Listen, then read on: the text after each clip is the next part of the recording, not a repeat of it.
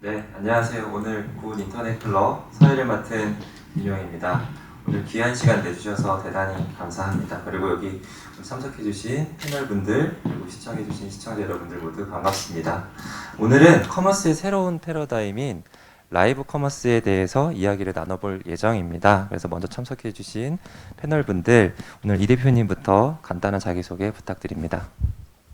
네, 안녕하세요. 반갑습니다. 저는 소스라이브 라이브 커머스를 운영하는 모비드의 이은희 대표라고 합니다. 네, 만나서 반갑습니다. 안녕하세요. 저는 네이버에서 라이브 커머스 서비스인 쇼핑 라이브를 담당하고 있는 박수하라고 합니다. 오늘 이렇게 초대해 주셔서 감사드리고요. 만나 뵙게 돼서 영광입니다. 감사합니다. 네, 안녕하세요. 라이브 커머스 플랫폼 보고를 운영 중인 보고플레이의 대표 류승태입니다.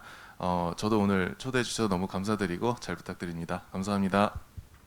네, 오늘 라이브 커머스의 최전선에 계신 분들이 참석을 해 주셨는데요. 그렇다면 이제 실제 라이브 커머스 이제 현업에서 이제 어떤 실질적인 체감이랄까요? 아니면 집행 경과라고 할까요? 그래서 실제 현업에서 진행하고 계시는 서비스의 형태나 규모, 자랑을 포함한 사례들을 부탁드리겠습니다. 네, 먼저 이 대표님부터 하시죠. 네. 네, 저희는 그 소스라이브라는 라이브 커머스 플랫폼을 운영하고 있는데 그 두 가지 형태로 하고 있습니다. 하나는 이제 소스라이브라는 이제 소비자가 다운받을 수 있는 이제 어플리케이션 형태의 서비스도 하고 있고, 두 번째는 이제 브랜드나 유통사들이 자체 자사몰의 라이브 커머스를 이제 탑재할 수 있는 이제 솔루션을 같이 하고 있습니다. 그래서 이제 앞서 설명드린 이제 소스라이브의 경우는 이제 좀 특이한 거는 저희가 미국의 해외 직구 구매 대행 형태의 방송을 중심으로 하고 있어요. 그래서 일주일에 한 30회 정도 미국 현지 뭐 코스트코부터 프리미엄 아울렛까지 직접 가보는 형태의 라이브 방송을 하고 있고요.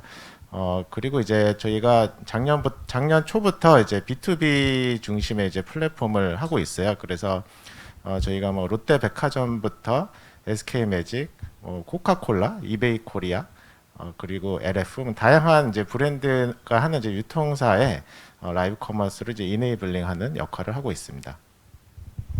네, 박수아 리더님도 부탁드립니다. 네이버 쇼핑 라이브는 작년 7월 말부터 본격적으로 시작된 라이브 커머스 서비스고요.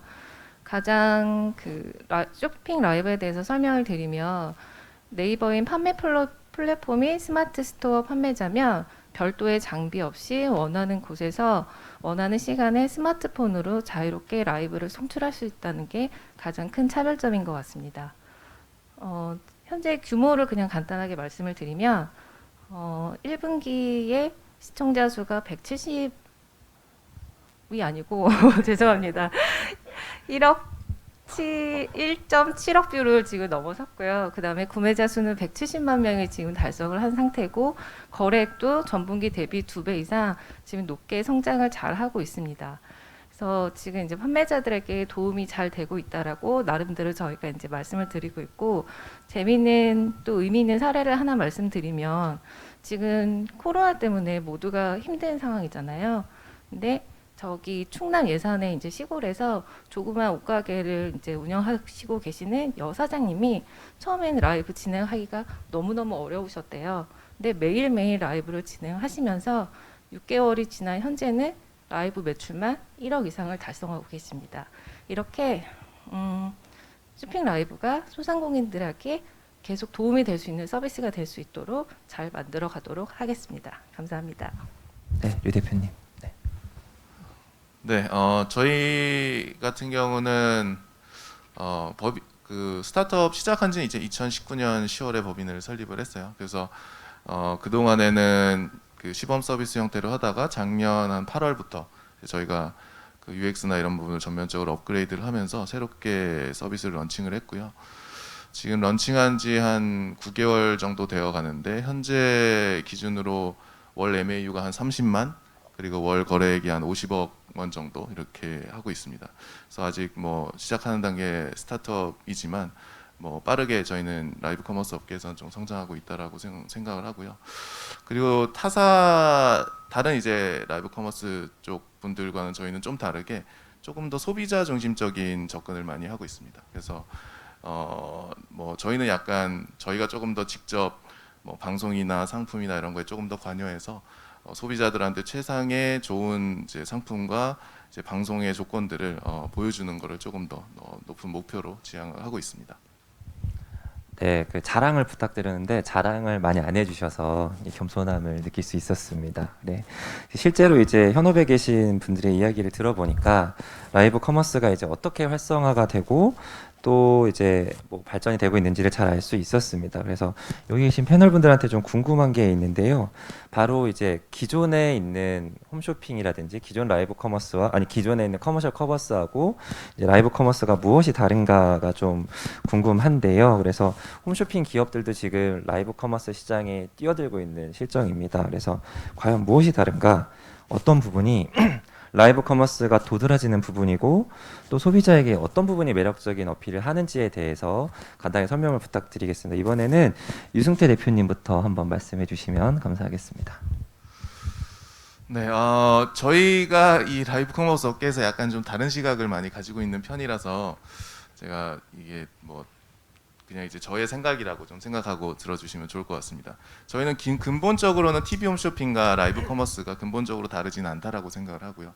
말씀하신 대로 이 라이브라는 이제 언어를 써서 이제 상품을 소개하고 이제 그걸 소비자들이 더 많은 전달력을 듣고 설득당해서 구매를 이어진다. 이런 흐름 자체는 전 동일하다고 생각을 하고요. 단지 이제 매체가 TV 같은 경우는 이제 고정된 자리에서 그리고 단방향으로 이제 그 정보를 받았다면은 모바일 같은 경우는 사실 TV 앞에 앉아 있을 필요가 없거든요. 그래서 확장세로 따진다면은 TV보다 훨씬 더 사람들이 접근성이 좋고 이런 부분들에 이제 장점이 있다라고 생각을 합니다.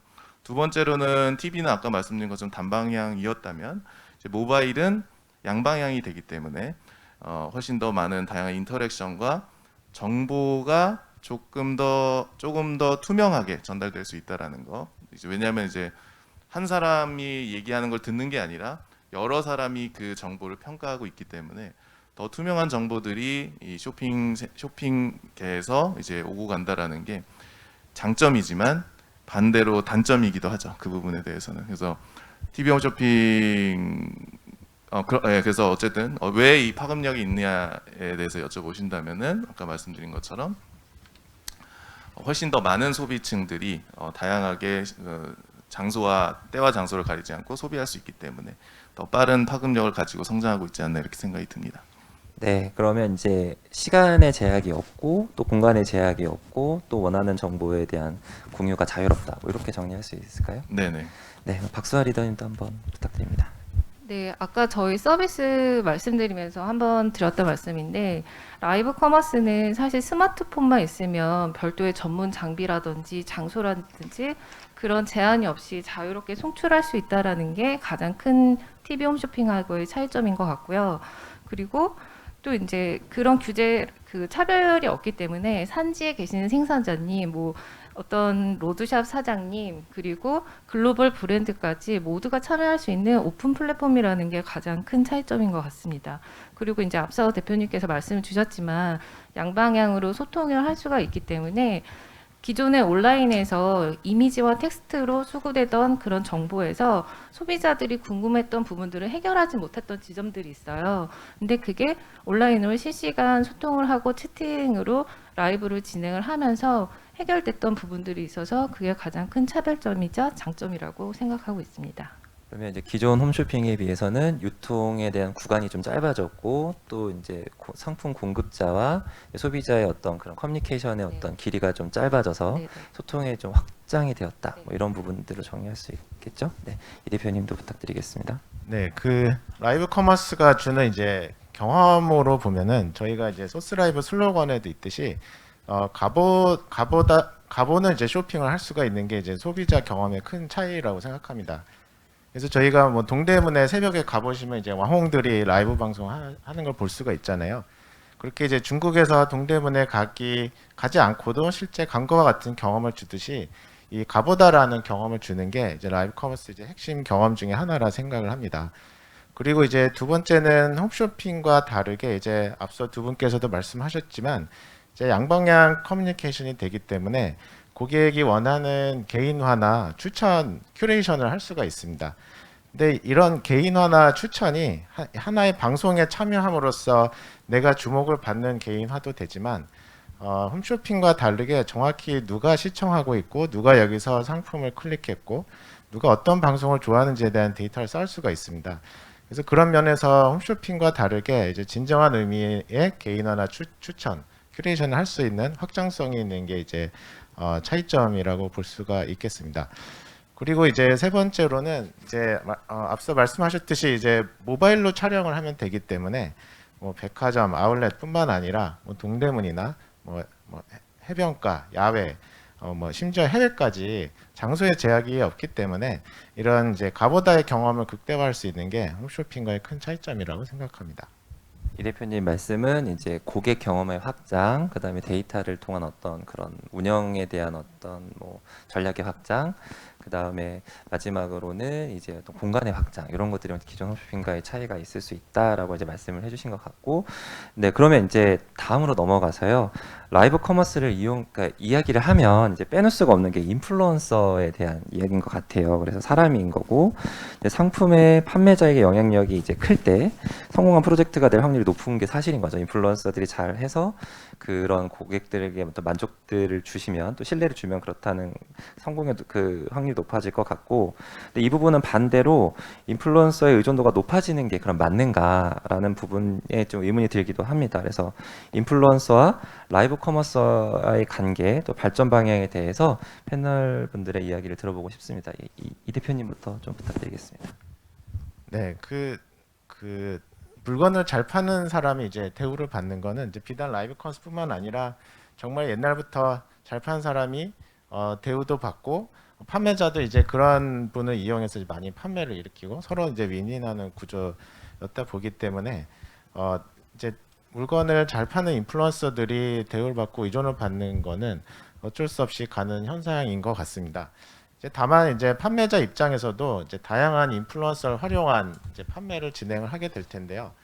인플루언서에 대한 이제 효과에 대해서 많이 궁금해들 하세요. 그래서 어떤 인플루언서는 10만 명 넘는 팬덤을 가지고 있지만 실제 이제 라이브를 진행하다 보면은 라이브를 진행하는 것과 이제 인스타에서 어떤 좋은 모습을 보이는 거랑 다르다 보니까 실제 이제 판매를 잘 일으키지 못하는 분도 계시고, 어떤 분은 이제 팬덤이 적지만 이 들어온 시청자 안에서 어떤 구매 전환을 많이 끌어올리는 이제 인플루언서도 있거든요. 그래서 저희는 이제 그 B2B 플랫폼을 하기 때문에 저희가 이제 쌓는 관점은 어느 인플루언서가 어느 브랜드를 어떠한 가격 할인으로 어떤 시청자 대상으로 했을 때 구매 전환이 어떻게 일어나는지를 이런 솔루션으로 이제 보여주고 있습니다. 그래서 어떤 판매자들이 인플루언서에 대한 활용이나 이들을 활용해서 이제 구매 전환을 높이는 것을 좀 더 정량화해서 볼 수 있도록 저희가 그렇게 노력을 하고 있습니다. 네, 박수와 레나님도 한번 부탁드리겠습니다. 영향력이 있고 말을 잘하는 인플루언서가 상품을 판매를 한다면 판매 결과나 혹은 시청자 유입에 당연히 큰 도움이 있을 거라고 생각을 하고요. 그래서 처음에 라이브가 어려운 혹은 카메라 앞에 저처럼 카메라 앞에 서기 힘든 판매자와 인플루언서를 잘 연결해 줄 수 있다면 양쪽이 다 공생 관계, 서로에게 도움이 될 수 있는 관계가 될 수 있다고는 생각은 합니다. 하지만 이제 궁극적으로 라이브 안에서 판매자가 자생하기 위해서는 판매자님, 사장님 스스로가 카메라 앞에 서야 되는 연습을 계속 하셔야 될 것 같고요. 이렇게 생각하는 이유는 네이버 쇼핑 라이브는 스마트 스토어 판매자를 대상으로 진행을 하고 있고, 스마트 스토어에는 이 스토어 사장님들의 단골들이 다 모여 있기 때문에 단골들에게 본인의 상품을 제일 잘 설명해 줄 수 있는 거는 어쨌든 간에 사장님, 판매자님이라고 생각하기 때문에 처음에는 이제 인플루언서의 도움을 받고 계속적으로는 판매자님들, 사장님이 스스로 카메라 앞에 서서 라이브를 직접 진행하시는 게 나중에는 도움이 될 거라고 생각을 하고 있습니다. 네, 류 대표님도 부탁드립니다. 네, 현재 저희 우리나라의 이제 라이브 커머스를 기준으로 봤을 때는 저는 인플루언서의 영향력에 대해서는 조금 부정적으로 생각을 합니다. 아직까지 제가 모니터링을 잘 못하는 걸 수도 있긴 하지만 제가 느끼기로는 우리나라 전체 라이브 커머스 시장에서 뭐 특정 인플루언서를 써서 대박이 난 사례라는 케이스는 저는 없다라고 좀 생각을 하고요. 그 이유 중에 하나는 사실 플랫폼 간의 인플루언서, 여기서 말하는 인플루언서는 예를 들어 인스타그램의 인플루언서를 라이브 커머스에 썼을 때, 아니면 유튜버에서 유명한 유튜버를 라이브 커머스에 썼을 때를 얘기를 하는 거예요. 그래서 우리나라에서는 아직은 라이브 커머스에서 나온 인플루언서가 라이브 커머스를 기반으로 한 인플루언서가 아직 탄생되지 않았다라고 저는 조금 생각을 하고요. 오히려 인플루언서가 아니더라도 뭐 좋은 가격과 상품과 뭐 어느 정도 일정 이상의 그 능력을 가진 그런 그 훈련을 받으신, 좀 말을 잘하시는 그런 분들이 방송을 했을 때 오히려 판매로 잘 이어졌던 그런 사례들이 저는 더 많았지 않았나 이렇게 생각을 합니다. 그래서 결국에는 라이브 커머스 업계가 성공을 하려면 정말 중국의 왕원 같은 사례가 나와야 된다라고 생각을 해요. 근데 그분들이 과연 유튜버나 뭐 다른 인스타그램에서 성공하신 분들이 왔느냐? 저는 그렇게 생각하진 않고, 라이브 커머스 내에서 자신의 기반을 다져서 이제 정말 자신이 이 판매하는 쪽에서 일종의 옛날로 따지면 영업왕 같은 개념이죠. 이제 그런 영향력을 가지신 분들이 탄생돼야 되지 않나 이렇게 생각을 하고 있습니다.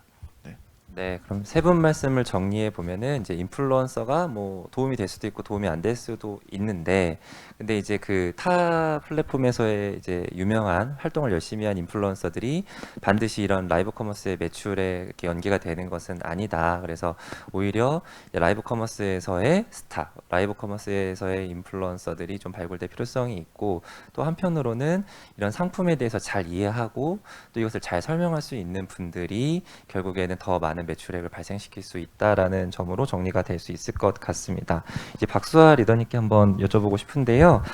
다음 질문은 이제 그 라이브 커머스가 이제 계속 아까 전에도 강조하셨는데 소상공인 또 이제 디지털 전환에 이제 익숙하지 않은 상인들에게 판로가 되고 있고 또 부처들이 지원도 하고 있는 것으로 알고 있습니다. 그래서 플랫폼과 소상공인의 상생, 그래서 흔히 말하는 윈윈이라고도 할 수 있겠는데요.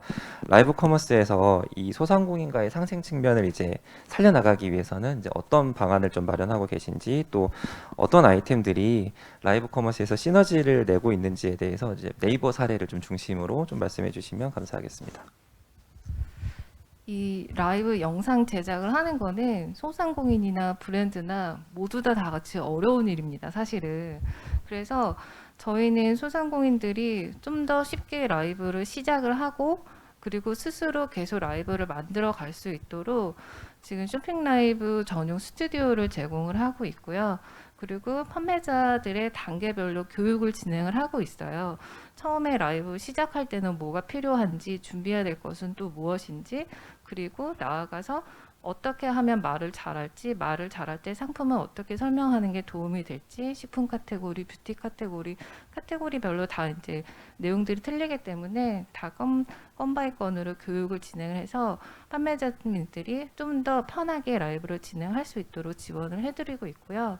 그리고 라이브 종료가 되고 난 다음에 내 라이브에서 어떤 상품이 잘 팔렸는지, 혹은 어떤 말을 했을 때 시청자가 반응을 했는지, 이런 부분들을 기술적으로 통계 지표를 제공을 하고 있어요. 그래서 판매자님들이 라이브를 진행하고 난 다음에 자신이 진행했던 라이브를 다시 한번 복귀해보고, 그리고 어떤 부분을 개선하면 더 좋은 컨텐츠가 나올 수 있도록 있는지 고민을 하실 수 있도록 그런 부분을 기술적으로 지원을 하고 있고, 그래서 판매자님들이 좀 더 지치지 않고 라이브를 계속 지원을 할 수 있도록, 진행할 수 있도록 그런 부분에 도움을 드리고 있습니다.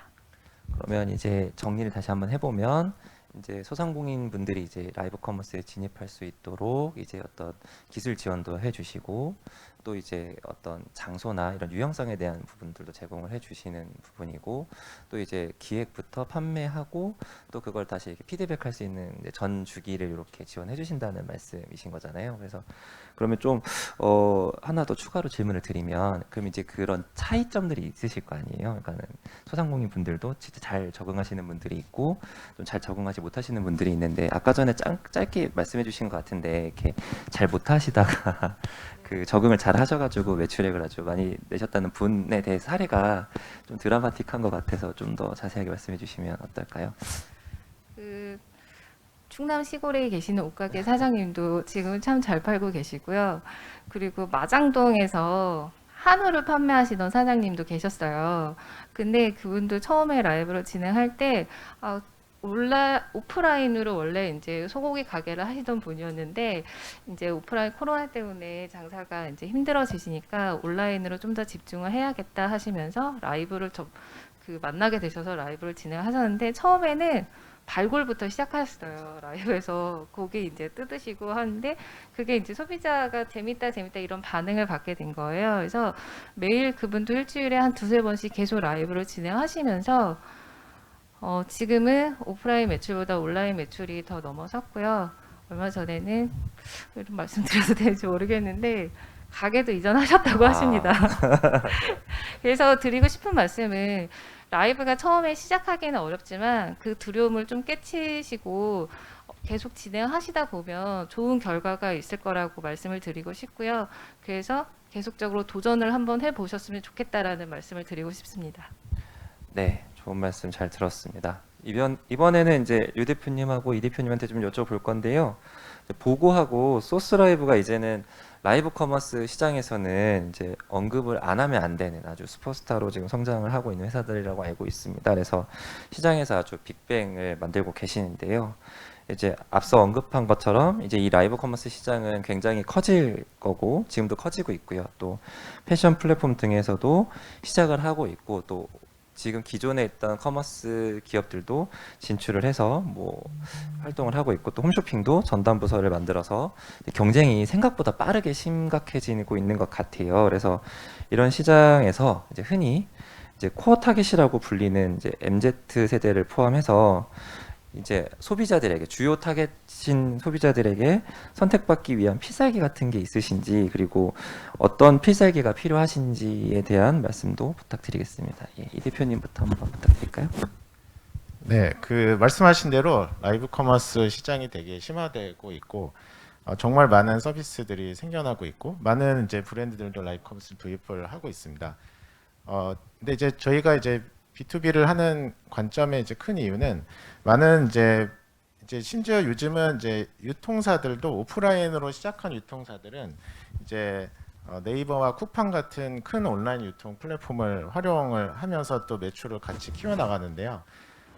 결국에는 많은 브랜드와 이제 유통사들이 네이버와 쿠팡 같은 유통사도 활용하지만 자체적인 플랫폼을 키우고자 하는 니즈도 같이 있어요. 그래서 저희 같은 경우는 그래서 그런 건 이제 결국에 이제 어떤 소상공인 중심의 이런 시장도 있지만 이제 소비자들이 내가 아는 어떤 브랜드에 대한 좋은 딜을 좋은 컨텐츠로 보고 싶어하는 니즈도 분명히 있습니다. 그래서 저희가 그렇게 B2B를 이제 같이 확대하는 측면이 있고 그러다 보니까 이제 저희 같은 경우는 타겟이 MZ 세대도 분명히 많이 있지만 의외로 이제 3040 세대에 대한 이제 구매도 꽤 많이 일어나고 있어요. 그래서 어떤 홈쇼핑의 지금 TV 홈쇼핑 같은 경우는 연령층이 되게 높잖아요. 근데 그 연령을 이제 그 연령에 이제 그 TV 홈쇼핑에 대한 니즈는 있지만 TV를 잘 안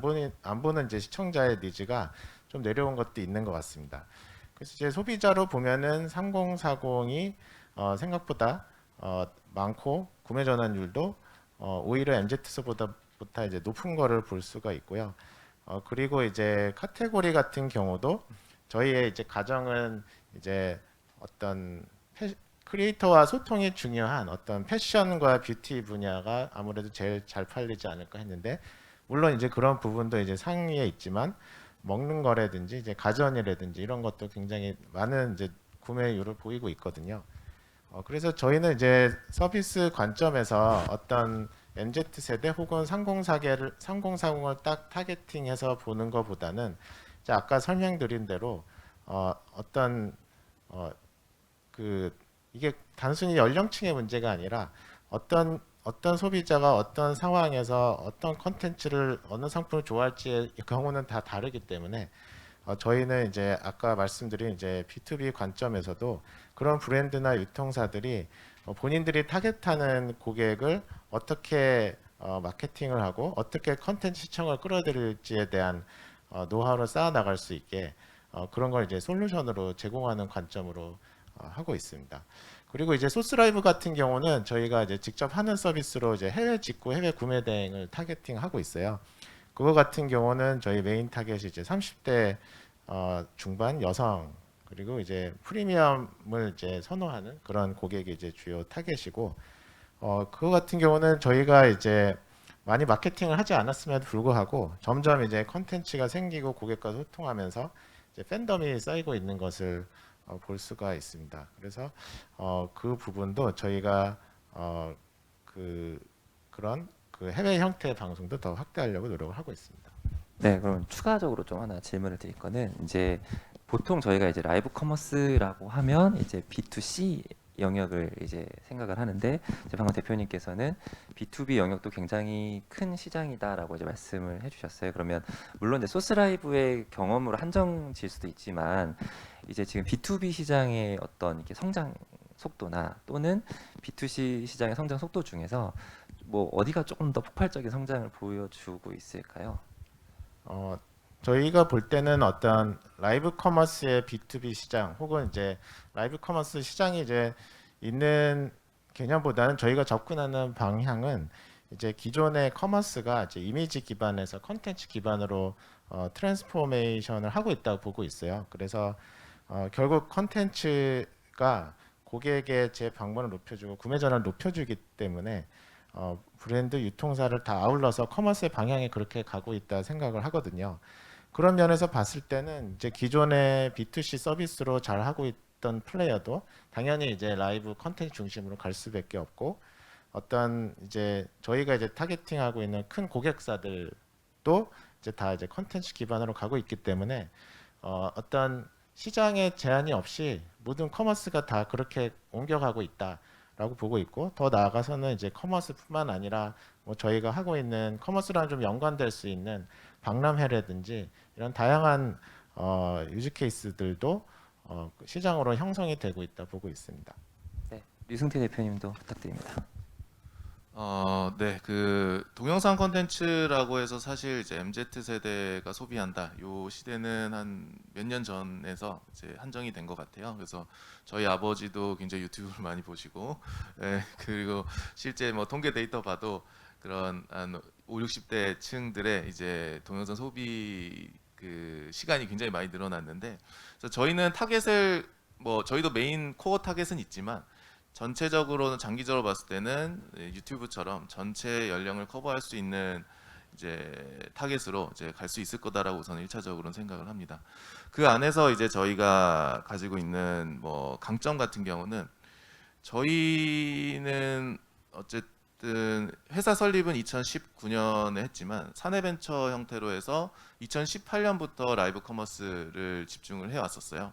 그래서 그런 그러니까 어떻게 보면 코로나가 오기 이전부터 이 라이브를 통해서 소비자와 판매자가 서로 만나는 이 부분에 대해서 저희가 고민을 많이 했던 부분들이 앞으로 저희가 전략을 펼쳐 나가는데 큰 도움이 될 거라 생각을 하고요. 그러니까 좀 그 다른 분들보다 어쨌든 우리나라에서는 조금 빠르게 이 시장을 좀 고민했던 사람으로서 전략을 펼치는데 조금 도움이 될 거라 생각을 하고.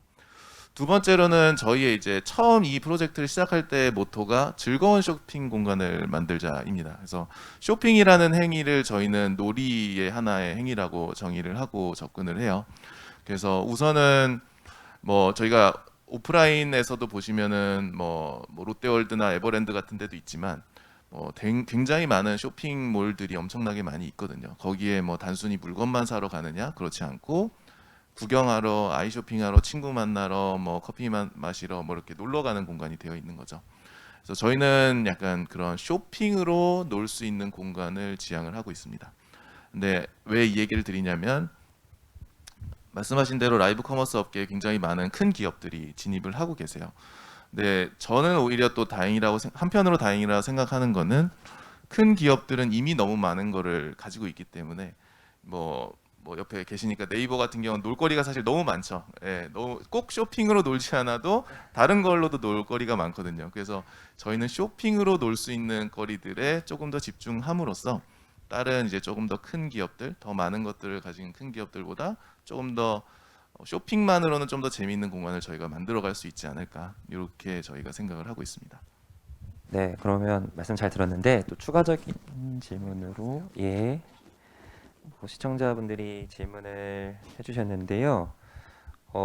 네, 요거는 그 박 리더님께 들어온 것 같습니다. 그래서 네이버 내에 유명 커뮤니티, 뭐 레몬테라스나 맘스올릭처럼 라이브 채널에서도 네이버 라이브 채널에서도 이런 활성화된 채널 생성이 가능할까요? 라고 질문이 들어왔는데요. 네. 라이브 안에서 블로그 네, 그러니까 예를 들면 채널을 레몬 해서 테라스 같은 경우에는 좀 자발적으로 이렇게 만들어져 가지고 약간 비즈니스화된 모델이잖아요. 그래서 그런 것처럼 이제 좀 그렇게 좀 큰 아주 작았지만 아주 큰 기업으로 성장을 하거나 큰 커뮤니티로 성장하는 것들이 라이브 채널에서도 가능한지 한번 여쭤보신 것 같습니다. 네. 네, 가능하죠. 열심히 하시면 그런 케이스를 가능하고요. 여쭤보신 것 같아요. 아직까지는 그런 케이스는 없고요. 그런데 이제 예를 들어서 레몬테라스 같은 혹은 파우더룸 같은 큰 이제 그 블로그에서도 라이브를 진행하고 싶다라는 이제 의견을 보이시기도 하셨고요. 그리고 말씀하신 것처럼 아까 전에 대표님이 말씀하셨던 것처럼 인플루언서가 아니라 말을 잘하시는 그 쇼핑 호스트님들이 계세요. 쇼핑 호스트님들이 실제로 라이브 안에서 채널을 개설해서 내가 여기서 물건을 잘 팔고 싶어요. 나를 여기서 성장하고 싶어요. 라는 의견을 보여주시기도 하셨고요. 또 저희는 좀 더 이런 상품을 잘 팔고 네이버 안에서 성장할 수 있는 쇼호스트들을 키우고자 지금 얼마 전에 4명의 쇼호스트와 계약을 했어요. 그래서 라이브 스타라는 이름으로 키우고 있는데요. 이제 그분들도 라이브 안에서 라이브 채널을 개설을 해서 본인의 구독자들을 모으고 본인이 진행한 라이브들을 계속적으로 이제 소비하고 보여주시면서 라이브 안에서 계속 같이 성장을 하고 있습니다. 네, 그러면 뭐 말씀 잘 들었고 또 시청자분들께서도 혹시 질문 있으시면 방금처럼 이렇게 가감 없이 질문해 주시기를 부탁드리고요. 네, 하나 말씀이 끝나자마자 하나가 더 들어왔습니다. 네, 혹시 그 라이브 커머스는 추후에 이제 숏폼이나 뭐 예능형 그다음에 이런 것으로 발전이 될까요? 뭐 내고왕 뭐 이런 것들이 있다고 질문하셨는데요. 네, 뭐 각자 세 분께서 한번 의견을 말씀해 주시면 어떨까요? 각 플랫폼사들마다 현재 다양한 컨텐츠적인 시도들을 하고 계세요. 그래서 뭐 네이버가 제가 봤을 때는 아마 제일 먼저 시작하시지 않았나 제가 그렇게 생각이 들고 뭐 또 다른 뭐 저희 경쟁사에서도 이제 시도를 하고 있고 저희도 마찬가지로 준비를 하고 있습니다. 그래서 라이브로 어쨌든 사실 1시간 동안 저희가 뭐 그동안 홈쇼핑 방송 1시간 동안 쭉 보는 사람들은 없잖아요. 마찬가지라고 생각을 해요. 그래서 라이브 안에서 재미를 1시간 동안 누리기는 조금 지루할 수가 있고 그거 외에 다양한 그런 컨텐츠적인 뭐 라이브가 될 수도 있고 뭐 쇼폼이 될 수도 있고 또 다른 뭐 라이브 안에서의 또 다른 방식이 될 수도 있고 이런 것들을 각 플랫폼사들마다 계속 고민하고 경쟁하고 있지 않나 이렇게 생각이 듭니다. 네, 혹시 이 대표님도 그러신 케이스가 좀 있으실까요? 네, 이제 실제로 이제 중소상공인 같은 경우는 이제 방송을 하다 보면은 이제 시청자도 많이 없고 판매도 저조한 경우도 분명히 있어요. 그리고 이제 판매만 하는 방송은 이제 말씀하셨듯이 이제 재미 관점에서 재미가 없을 수도 있고 결국 이제 소비자 시청 시간도 뭐 5분에서 5분 내외로 끝나는 경우가 많거든요. 이제 그래서 그런 면에서 이제 라이브 커머스 판매자분들이 많이 고민을 하고 계신데 이제 그 중에 다양한 컨텐츠 포맷의 시도들이 나오고 있는 것 같아요. 말씀하신 대로 뭐 그런 예능 형태도 나오고 있고 어떠한 부분은 뭐 오디션 형태로 하는 형태도 있고 경매 컨텐츠 같은 경우도 있고 그래서 결국에는 아까 뭐 말씀하신 뭐 내고왕이나 이런 예시처럼 그런 어떤 컨텐츠 중심으로 잘 나가거나 팬덤이 생기는 채널이 생기면 그 채널이 중심이 돼서 거기에 이제 브랜드나 이런 것들이 이제 소개가 되면서 판매를 늘리는 약간 현재 브랜드 중심 방송하고 다른 형태의 방송으로 발전을 할 수 있을 거라고 보고 있습니다. 그래서 실제로 이제 많은 뭐 신세계 같은 경우도 뭐 드라마 커머스를 하겠다 이래서 뭐 드라마 만드는 업체도 인수하고 이런 컨텐츠적인 시도는 계속 더 활발하게 될 것 같습니다. 네, 그러면 이제 약간 요거와 중복되는 질문일 수도 있는데 좀 이어서 질문을 드리면은 결국에는 이제 라이브 커머스가 다양한 형태로 분화될 거고 또 예능이라든지 아니면 기존 뭐 방송이라든지 게임이라든지 뭐 여러 형태들이 이제 융합이 될 것 같아요. 그래서 각사들에서 생각하시는 아니면 개인적으로 생각하실 때 라이브 커머스가 성공을 하려면 예를 들면 뭐 제가 예시를 들면 뭐 다른 플랫폼과의 협업이 더 중요하다 아니면 물론 뭐 소비자의 마음을 뺏어야 된다 이런 기본적인 대답은 좀 지양해 주시고요. 그러니까 좀 어떤 성공 전략이 있으신가? 그러니까 우리 라이브 커머스의 특성에 맞춰서 좀 성공 전략을 어떻게 마련하고 계신가를 좀 한 분씩 말씀해 주시면 감사하겠습니다. 네. 박 대표님, 유승태 대표님부터 좀 부탁드릴게요. 네. 네, 어려운 질문인 것 같기는 한데요. 네, 네, 성공 전략이 아까 말씀드린 것처럼 저희는 이제 즐거운 쇼핑 공간을 만드는 거에 좀 더 집중해서 어쩔 수 없이 많은 것들을 커버해야 되는 큰 기업 말고 저희 같은 경우는 그 쇼핑 자체로 즐거움을 추구하는 거에 좀 더 집중을 해서 플랫폼적인 개발이나 그런 컨텐츠적인 시도를 많이 할 것 같습니다. 네. 그리고 네, 조금 더 생각나면 또 다시 말씀드리도록 하겠습니다. 다시 질문 드리겠습니다. 네네네. 네, 박 리더님께서는 어떻게 생각하시는지. 좀 아까 질문하고 약간 이어진 건데 네. 지금 이제 라이브에서 단순히 상품만 판매를 하면 그 재미가 절감이 될 수가 있고 그리고 말씀하신 대로 소비자가 나왔다가 금방 이제 나갈 수도 있어요. 그래서 콘텐츠적인 요소를 지금 계속 만들고 있고 그래서 라이브 안에서 대표할 수 있는 프로그램들을 지금 이제 계속 제작을 하고 있는 상황이에요. 그래서 김동완 님이 레저 상품을 계속 시리즈로 팔기도 하시고 그다음에 뭐 예를 들어서 뭐 신상품이 나왔을 때 김혜나라는 쇼호스트가 계속 이제 뷰티 신상품을 홍보하기도 하고 계속 그렇게 주제별로 컨텐츠화해서 대표적인 프로그램들을 계속적으로 마련을 하고 있고요. 그러면 이 프로그램 때문에 계속적으로 이제 재방만 하는 시청자들이 많아질 거라고 생각을 해요. 그래서 그것도 저희의 이제 성공 전략 중에 하나라고 뽑고 있고요. 그 다음에 계속 이제 쇼핑 라이브 안에서도 말을 잘할 수 있는, 판매를 잘할 수 있는 그런 쇼호스트들을 육성을 하고자 하는 부분도 하나가 있고, 마지막으로는 어쨌든 간에 네이버는 스마트 스토어라는 소상공인들이 많이 모여 있기 때문에 이분들이 더 많이 활동할 수 있게 하는 게 가장 이제 큰 저희의 성공 전략 중에 하나라고 보고 있기 때문에 앞서서 말씀드린 대로 계속 이제 소상공인들, 판매자님들이 바라는 부분, 그 다음에 어려운 부분들, 그런 부분들을 계속 해소해 드릴 수 있도록 그 부분에 중점적으로 업무를 진행을 하고 있습니다. 네, 에디터님 부탁드립니다.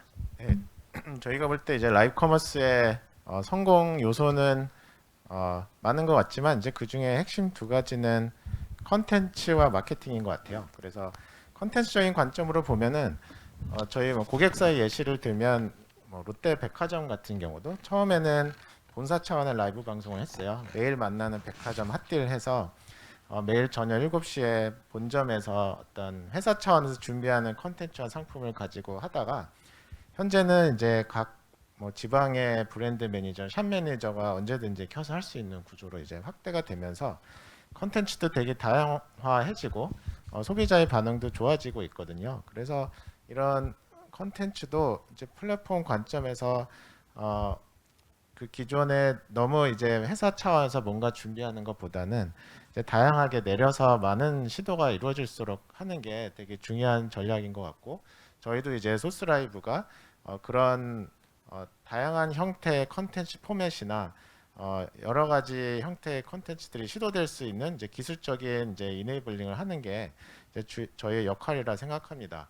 그리고 두 번째는 이제 마케팅 관점에서 보면은 이제 결국에 이 소비자들이 이 라이브 방송을 알고 들어오게 하는 게 이제 중요하고, 여기서 구매 전화를 높이는 게 중요하기 때문에 기존의 이제 이커머스에 대한 이제 디지털 마케팅에 굉장히 많은 요소나 채널들이 있잖아요. 이런 거를 잘 연결해서 어떤 그 시청자를 유입해서 구매전을 높이는 어떤 마케팅과의 연결성을 잘 구현하는 게 핵심 전략 중에 하나라고 생각하고 있습니다.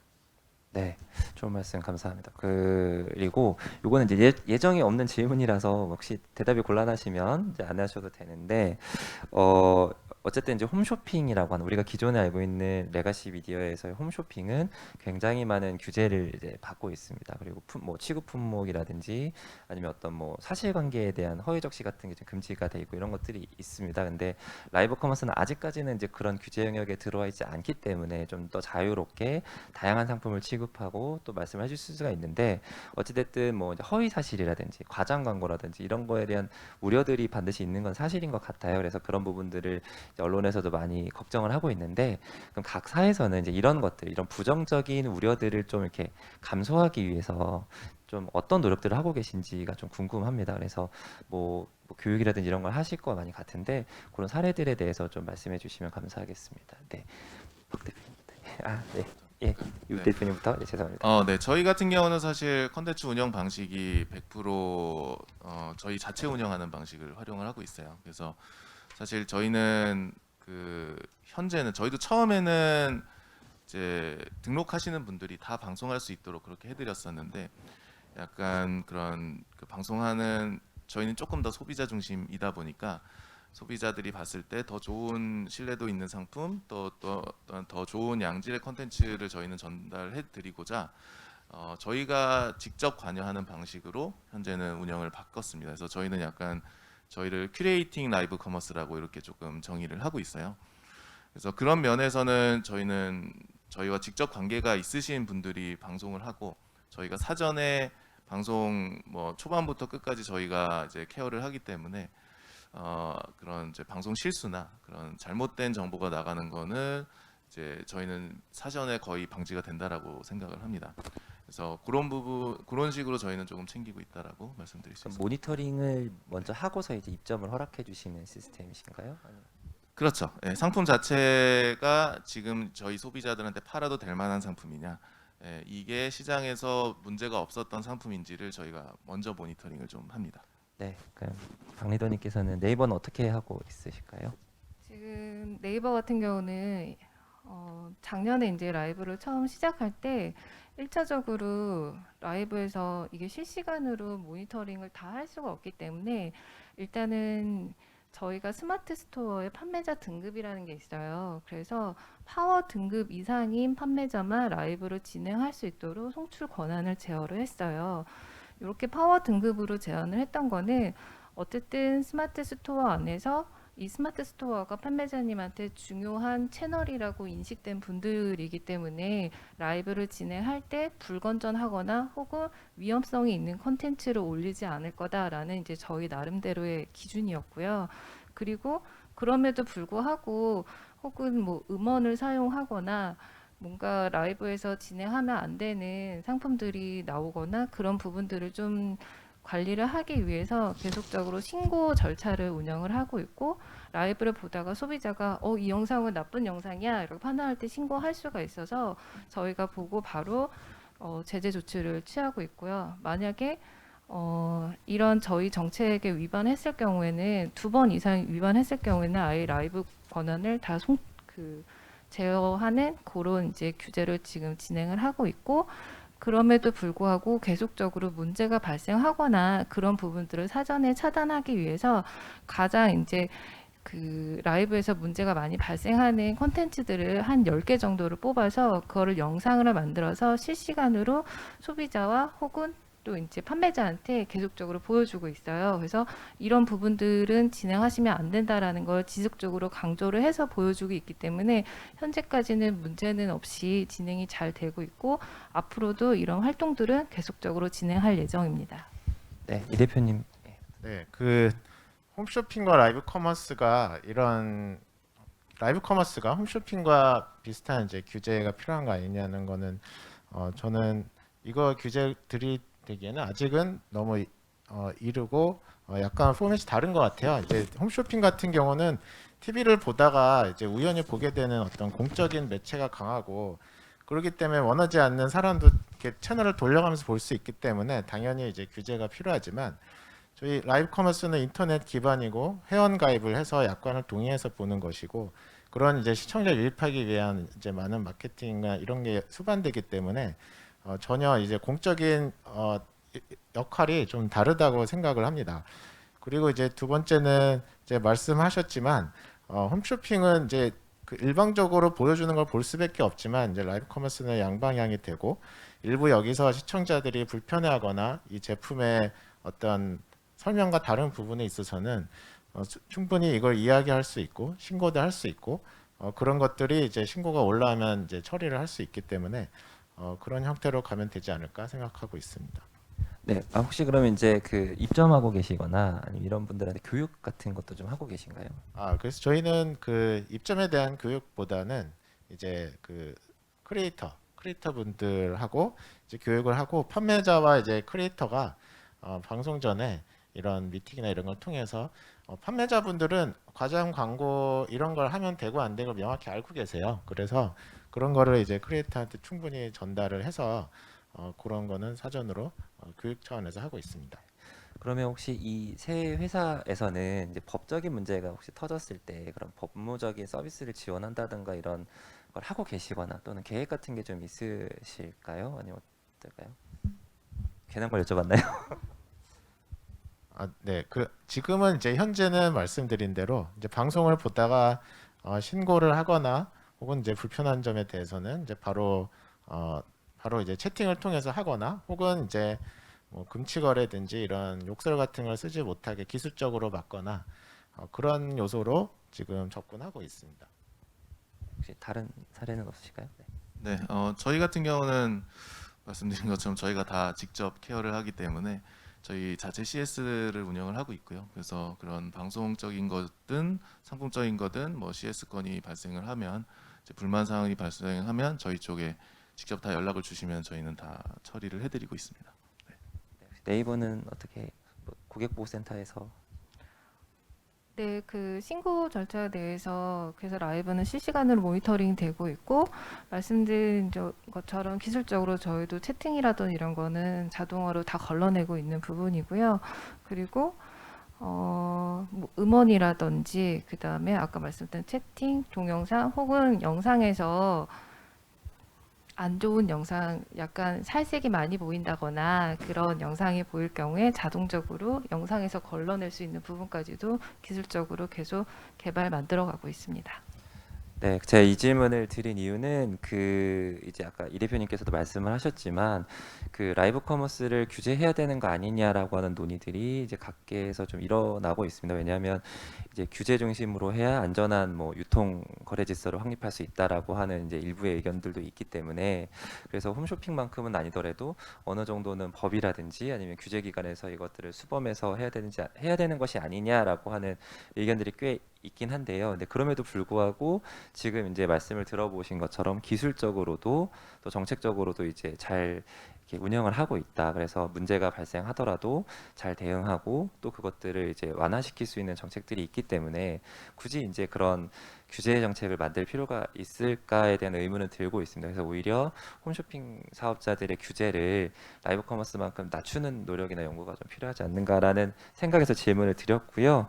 이제 어느새 이제 간담회 막바지입니다. 제가 고백을 하자면 저희 한 분 패널이 더 계셨는데 오늘 또 부득이한 사정으로 좀 못 나오셔고 저희가 시간을 활용하느라 좀 다소 무리가 있었던 점도 있습니다. 그래서 마지막 질문은 제가 계속 어려운 질문을 드렸는데 간단하기도 하고 또 어려운 질문을 또 드려보겠습니다. 그래서 이제 라이브 커머스 시장 막 성장을 하고 있는데요. 이 시장이 더 발전하기 위해서는 무엇이 필요한가에 대해서 좀 말씀을 부탁을 드릴게요. 그리고 마지막으로 회사 입장에서 또는 개인 입장에서 어떻게 해야 우리가 이 산업을 발전시키고 지속할 수 있을까에 대해서 의견을 좀 부탁드리겠습니다. 네, 박 리더님부터 부탁드리겠습니다. 네, 사회자님께서 말씀해 주신 것처럼 이 사업이 본격화된 거는 얼마 안 됐고 지금 이제 성장하고 있는 사업이고 또 이제 1년 넘게 지속된 코로나 시기에 어려운 소상공인들을 잘 도와주는 고마운 서비스라고 생각을 하고 있습니다. 그래서 각 이제 유통사나 플랫폼 사에서 만약에 문제가 발생하는 부분에 대해서 구매자나 판매자를 위한 그런 조치는 계속적으로 잘 만들어 가고 있으니 좀 더 이제 정부 차원에서 잘 믿어주셨으면 좋겠고요. 규제보다는 조금 더 보다 많은 지원을 해주셨으면 하는 게 지금 저의 큰 바람이고요. 그리고 마지막으로 이제 판매자님들께 앞서서도 계속 말씀드렸지만 한 번 더 부탁드리고 싶은 거는 두려움보다는 일단 한번 시작해 보시라라고 말씀을 드리고 싶고요. 한번 하다 보면 계속 하다 보면 자기나 자신한테 맞는 가장 좋은 폼을 찾을 수 있을 것 같고 그 안에서 좋은 결과가 있을 거라고 보고 있습니다. 저희도 판매자님들이 더 많은 성장을 할 수 있도록 계속적인 지원을 끊임없이 진행해 드릴 테니까 두려워하지 마시고 더 열심히 많은 라이브 진행해 주셨으면 좋겠습니다. 감사합니다. 네, 다음은 유 대표님 부탁드리겠습니다. 네, 이미 라이브 커머스가 화두가 된 지 이제 한 1년이 넘게 지난 것 같습니다. 그래서 굉장히 많은 라이브 커머스 회사들이 나오기도 했고 작년 한 해 동안 사실 많이 사라지기도 했거든요. 그래서 처음 이 시장이 형성되면서 커가는 만큼 여러 군데에서 많은 관심과 또 지원을 해주시면 저희가 성장하는 데 좀 큰 도움이 되지 않을까 싶고 TV 홈쇼핑이랑 조금 더 비교를 드리면 TV 홈쇼핑 시장이 거의 20조에 가까운 굉장히 큰 시장이거든요. 그에 비해서 라이브 커머스 시장은 정말 걸음마 단계입니다. 물론 큰 기업이 라이브 커머스에 뛰어들고 있지만 TV 홈쇼핑 한 개사 정도의 이제 거래액도 안 나오는 걸로 저는 알고 있어요. 정확하게는 이제 예측하기로는.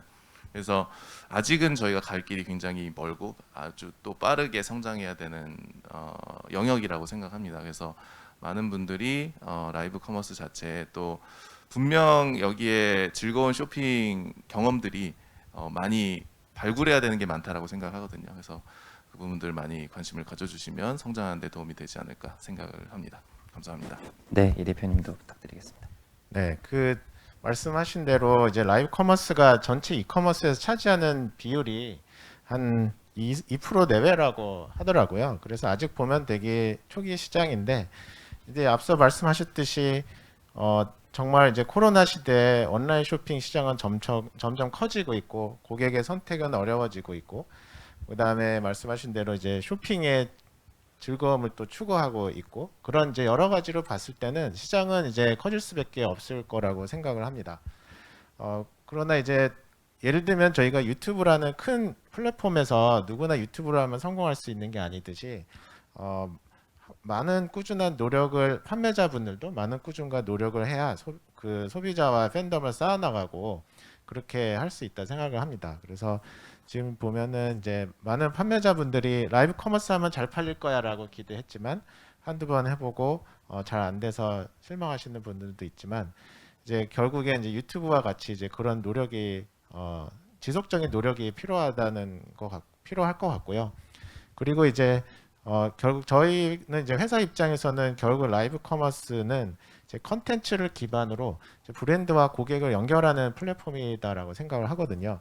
브랜드는 고객과 연결하고 싶어하고 고객은 이제 좋은 상품, 좋은 컨텐츠를 원하기 때문에 그런 니즈는 분명히 있고 그런 것들을 이제 기존에 되게 여러 가지 형태로 비정형화돼서 하고 있는 거를 저희는 그거를 좀 더 데이터 기반으로 이 연결을 제대로 시켜서 컨텐츠로 유입을 시키고 구매전을 일으키는 저희 역할을 잘 하면 되지 않을까 이렇게 생각이 됩니다.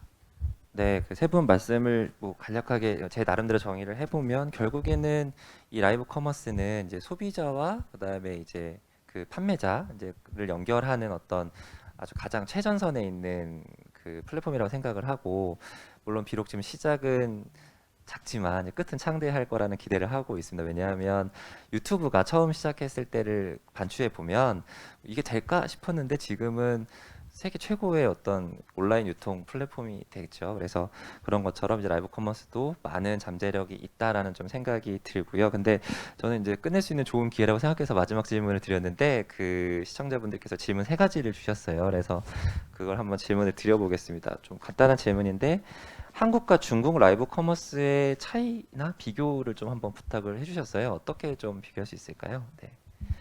네. 네, 제가 설명을 드리면 저는 한국과 중국의 라이브 커머스의 시작은 완전히 다르다라고 생각을 합니다. 중국의 라이브 커머스는 약 4년 전, 5년 전에 시작을 됐어요. 그래서 온라인 쇼핑 자체가 굉장히 뜨고 있는 시점에 우리나라는 너무 신뢰 문화가 잘 자리 잡아서 주문을 해도 크게 문제가 없었죠. 근데 중국 같은 경우는 너무 사람 많고 너무 다양한 물건들이 있다 보니까 주문을 하면 벽돌이 온다거나 공기가 온다거나 약간 이런 문제점들이 신뢰도의 문제점들이 조금 산재해 있다 보니 내 모습을 보여주고 물건을 판매하면 사람들이 더 신뢰도 있어서 주문을 집중시킬 수 있겠구나. 이렇게 해서 시작된 게 저는 중국의 라이브 커머스가 중국의 라이브 커머스가 빨리 왔다라고 생각을 하고요. 우리나라가 사실 네이버나 카카오나 다양한 이제 인터넷 기업들이 이미 그런 동영상 플랫폼이나 이런 것들 다 잘 하고 있었거든요.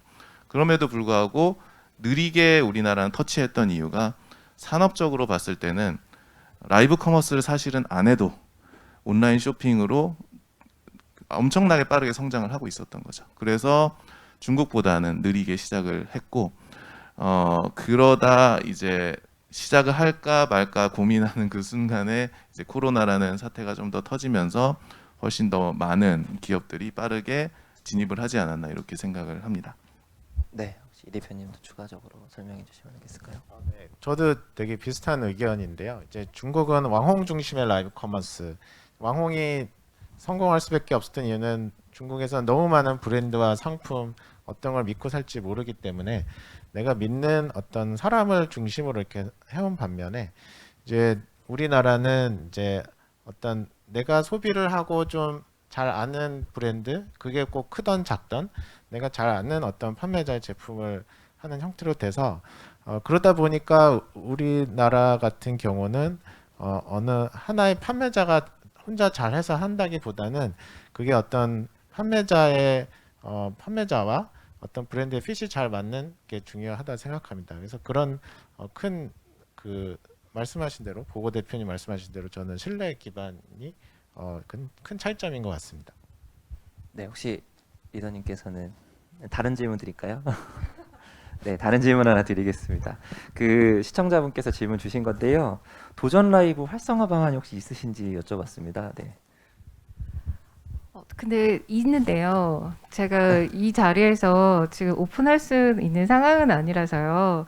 다만 판매자님들이 나는 4등급인데 왜 라이브를 못해요? 5등급인데 하고 싶어요? 라는 의견을 계속 많이 지속적으로 주고 계세요.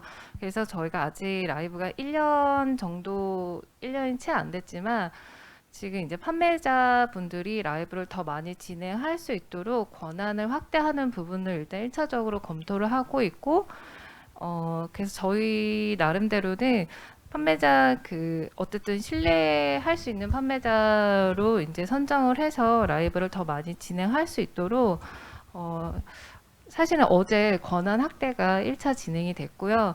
연내에는 더 많은 판매자님들이 라이브를 진행할 수 있도록 권한 확대 계속 검토 중에 있습니다.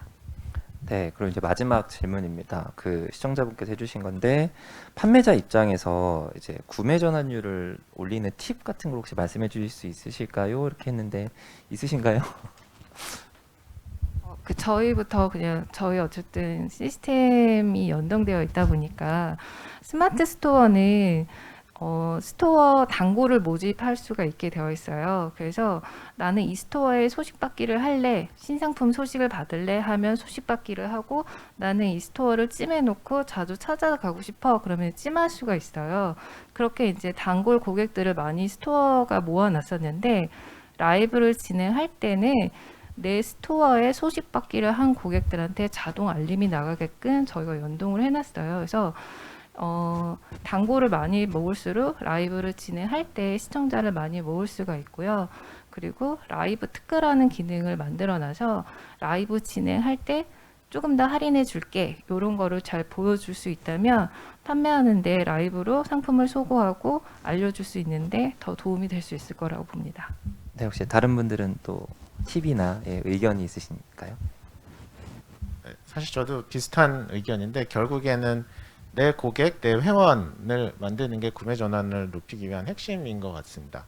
그렇기 때문에 저희 그 B2B 고객사 같은 경우도 라이브 커머스 하는 궁극적인 이유는 내 회원, 내 고객을 고객을 가지고 싶어 하는 그런 니즈가 있기 때문이라 생각하거든요. 그래서 판매자 입장에서도 라이브 커머스 바라보시는 관점이 이걸 하면 잘 팔린다라는 것보다 내 회원, 내 고객을 확보하기 위한 어떤 그런 소통의 수단으로 보시면 좋을 것 같습니다. 저도 말씀을 드리면 저는 약간 오프라인이라는 그 오프라인에서 자기가 이제 판매를 한다라는 생각으로 조금 임하시면 어떨까 이렇게 생각이 좀 들어요. 한 번에 대박을 나겠다 이렇게 생각하시면은 너무 마음의 상처를 받고 너무 힘드시고, 오프라인 매장에서 영업사원이 한 명 한 명 컨택해서 자신의 그런 고객층을 확보해서 그 다음부터는 이제 일정 뭐 1년이 됐든 2년이 됐든 그때부터는 쭉 이제 판매를 잘해서 나중에 판매왕이 오르는 것처럼 라이브 커머스도 뭔가 그냥 순식간에 한 번 하면은 대박 난다 이렇게라기보다는 그런 관계를 계속 쌓아가면서 신뢰를 쌓아가면서 이제 팬층을 만들어 가시면은, 자신을 믿는 사람들을 만들어 가시면은 이제 성공으로 가실 수 있지 않을까 이렇게 생각을 합니다. 네, 저도 그 얘기를 좀 정리를 해보면 저는 이제 학교에서 애들을 가르치니까 그 학문적으로 좀 말씀을 드리면 파라소셜 이펙트라는 게 있습니다. 그래서 이런 인플루언서라든지 판매자들이 이렇게 신뢰를 쌓으면 그러면 그 구매를 할 때 구매 의도가 높아진다라는 이제 효과인데요. 그래서 지금 말씀하신 걸 정리해 보면 그 판매자들은, 라이브 커머스를 하시는 판매자들은 고객에게 좀 심리적으로 더 가깝게 다가가고 옆에 있는 형제처럼 또는 친구처럼 이렇게 좀 친밀감을 쌓아가다 보면은 아마 그런 판매에 대한 어떤 그 수요가 올라가지 않을까라고 하는 것으로 이렇게 정리가 될 것 같아요. 근데 다만 노력을 그 뭐 단기간에 기대를 하고 이렇게 단기간에 투자를 해서 크게 뽑겠다 이런 것보다는 이제 인내를 가지고 신뢰를 천천히 쌓아가서 판매를 높이는 전략을 좀 취해야 될 것 같다라는 생각이 듭니다. 네, 이제 거의 이제 마무리를 할 건데 혹시 뭐 지금까지 더 조금이라도 더 하실 말씀이 있으시거나 못 하신 말씀이 있으시면은 한마디씩 부탁드리겠습니다. 네, 한 시간 동안 저도 이렇게 라이브 커머스를 같이 하시는 분들과 여러 이야기를 나눌 수 있어서 좋았고, 이거를 이제 시청하시는 분들도 많은 도움이 되었으면 좋겠습니다. 네, 시간 주셔서 감사합니다. 네, 혹시 다른 분들도 못 하신 말씀 있거나. 못한 말은 없고요. 네, 오늘 제대로 막 이렇게 의견이라든지 정보를 잘 전달 드렸는지 잘 모르겠어요. 어쨌든 도움이 되셨으면 좋겠고 앞으로도 잘 열심히 좋은 서비스 잘 만들어 가도록 하겠습니다. 감사합니다. 네. 다들 마무리 멘트를 하시니까 저도 하면은 사실 저도 이제 라이브 커머스 업계에 있으면서 그 뭐 소스 라이브라든지 네이버라든지 뭐 그립이라든지 얘기는 굉장히 많이 들었어요. 근데 사실 이렇게 뵌 거는 처음이거든요. 그래서 너무 뜻깊은 자리였던 것 같고, 이 자리가 뭐 1년 뒤에 더 저희가 성장한 모습으로 다시 만날 수 있는 또 다른 자리의 예비 자리가 되지 않을까 이렇게 한번 기대를 해봅니다. 아무튼 네, 소상공인 분들 또한 이제 쇼핑을 좋아하시는 모든 소비자님들 항상 올 한 해 잘 보내시길 바랍니다. 감사합니다. 네, 이것으로 굿 인터넷 클럽 간담회를 마치도록 하겠습니다. 네, 감사합니다. 감사합니다. 감사합니다.